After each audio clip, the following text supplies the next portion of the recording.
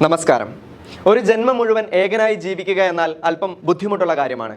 ഏകസ്ഥ ജീവിതം നയിക്കുന്നയാൾ തൻ്റെ വാർദ്ധക്യത്തിലാണ് കടന്നു പോകുന്നതെങ്കിൽ അത് അതിലേറെ പ്രയാസമാണ്.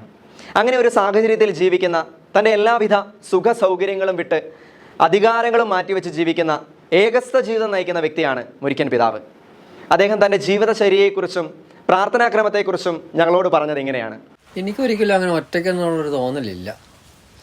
ഇവിടെ എപ്പോഴും സാക്രമെൻ്റൽ ഈശോയുടെ പ്രസൻസിലാണ് 24 മണിക്കൂർ. ഞാനിവിടെ ആളില്ലാത്തപ്പോൾ എല്ലാം അകത്തിരിക്കും. അങ്ങനെ ഈശോയുടെ ഒരു പ്രസൻസിലാണ്. അപ്പോൾ എനിക്കൊരിക്കലും അങ്ങനെ ഒരു ഫീലിംഗ് ഒരിക്കലും തോന്നിയിട്ടില്ല ഞാൻ ഒറ്റയ്ക്കാണെന്നുള്ള.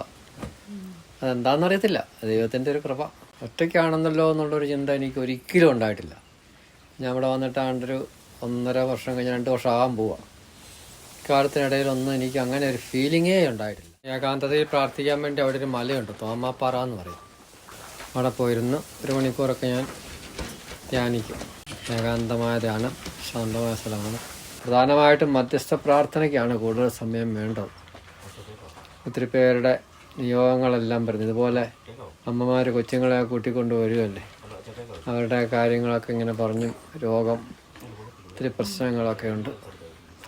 അവർക്ക് വേണ്ടി എല്ലാം നമ്മൾ പ്രാർത്ഥിക്കും.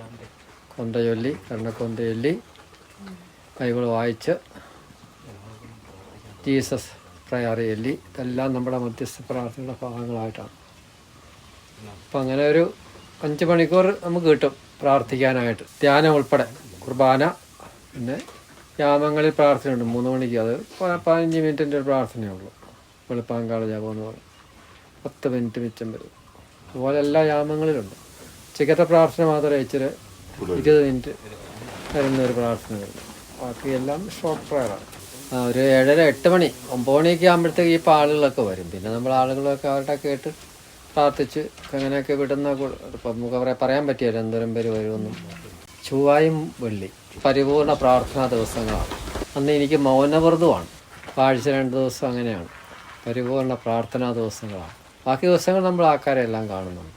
അപ്പോൾ ആ ദിവസം മിണ്ടാതാണ്. ആരെങ്കിലും വന്നാൽ എഴുതി തന്നാച്ച് പോകാമെന്നുള്ളതേ ഉള്ളൂ. ദൈവപരിപാലനയിൽ മാത്രം അടിയുറച്ച ജീവിതത്തെക്കുറിച്ചും തൻ്റെ ഭക്ഷണ രീതിയെക്കുറിച്ചുമൊക്കെ പിതാവ് പറയുന്നത് കേൾക്കൂ. ഇവിടെ വരുന്നവരുണ്ട്, ചോദിക്കത്തൊക്കെ ആരാ ഇതിന് വെള്ളം ഒഴിക്കണം, കൃഷി ചെയ്യുന്നതൊക്കെ ആരാ. അപ്പോൾ ഞാൻ പറഞ്ഞു മാലാഹമാരാന്ന്. നമുക്ക് കാണത്തില്ല മാലാഹായെ. അവരാണ് അവർ ഇതെല്ലാം ചെയ്ത് നമ്മളെ സഹായിക്കും. കഞ്ഞി വെക്കും. എല്ലാ ദിവസവും കറിയൊന്നുമില്ല. കറിയെന്ന് വെച്ച് കഴിഞ്ഞാലേ കഞ്ഞിയും പയറും പച്ചക്കറിയും എല്ലാം കൂടെ ഒരുമിച്ചാണ്. ഈ സാധനങ്ങളെല്ലാം ആളുകൾ കൊണ്ടുവരുന്ന കേട്ടോ. ഞാനൊന്നും വാങ്ങാൻ പോകാറില്ല. അതായത് ഇപ്പം ഇന്ന് നാളത്തേക്ക് ഞാൻ ഇങ്ങനെ വിചാരിച്ചിരിക്കും, നാളെ കഴിഞ്ഞാൽ ഉപ്പില്ലല്ലോ വിചാരിച്ചിരിക്കുമ്പോൾ ആരെങ്കിലും ഒരാൾ ഉപ്പുമായിട്ട് വരും. ഉപ്പ് തന്നെയല്ല, എൻ്റെ കൂടെ എല്ലാം കാണും. അപ്പോൾ അവർ കൊണ്ടുവരുന്ന കൂട്ടത്തിനകത്ത് ഒരു കിറ്റിനകത്ത് ഈ പറഞ്ഞ പോലെ ഇപ്പം നിങ്ങൾ കൊണ്ടുവന്ന നാരങ്ങാമിഠായിയുടെ കാര്യം പറഞ്ഞ പോലെ നാരങ്ങാമിഠായി ഇല്ലല്ലോ, പിള്ളേർക്ക് വല്ലതും കൊടുക്കാമല്ലോ എന്നൊക്കെ ഞാനിങ്ങനെ 2 ദിവസം മുമ്പ് ആലോചിച്ചേ ഉള്ളൂ. അതിപ്പോൾ നാരങ്ങാമിഠായി വന്നു എന്ന് പറഞ്ഞ പോലെ പഞ്ചസാര, ഇത്, ഉപ്പ്, ഇങ്ങനെയുള്ള സാധനങ്ങളൊക്കെ ഇവിടെ സമയാസമയങ്ങളിൽ എത്തിക്കൊണ്ടിരിക്കുക. ഞാനൊന്നും അറിയുന്നില്ല. എല്ലാം ആകാശത്തിലെ പറവകളെ നോക്കുകയും ഇന്ന് കർത്താവ് പറഞ്ഞിരിക്കുന്ന പോലെ തന്നെ എല്ലാം നമുക്ക് കിട്ടുന്നു. ഒരു വിധത്തിലുള്ള പ്രതിഫലവും ആഗ്രഹിക്കാതെ, ലോകത്തിൻ്റെ ഒരു ആഡംബരങ്ങളുമില്ലാതെ യേശുവിനെ മാത്രം മുന്നിൽ കണ്ടുള്ള അദ്ദേഹത്തിൻ്റെ ജീവിതം ഒരു പാഠമാവണം. പിതാവിനെ കൂടുതൽ പരിചയമുള്ളവർക്കറിയാം, അദ്ദേഹം തൻ്റെ വൃക്ക യാതൊരു മടിയും കൂടാതെ, ഒരു പ്രതിഫലവും മോഹിക്കാതെ മറ്റൊരു വ്യക്തിക്ക് ദാനമായി നൽകിയ ആളാണ്. ഇത് കേൾക്കുമ്പോൾ നിസ്സാരമായി കണ്ട് പറയുന്നവരുണ്ടാകും. എന്നാൽ അത് താനുമായി യാതൊരു വിധത്തിലുള്ള ബന്ധവുമില്ലാത്ത, തൻ്റെ പ്രത്യയശാസ്ത്രങ്ങളോട് പോലും ചേർന്ന് നിൽക്കാത്ത മറ്റൊരു വ്യക്തിക്ക് പൂർണ്ണ മനസ്സോടെ നൽകണമെങ്കിൽ അതിലൊരു ദൈവികത ഉണ്ടാവണം.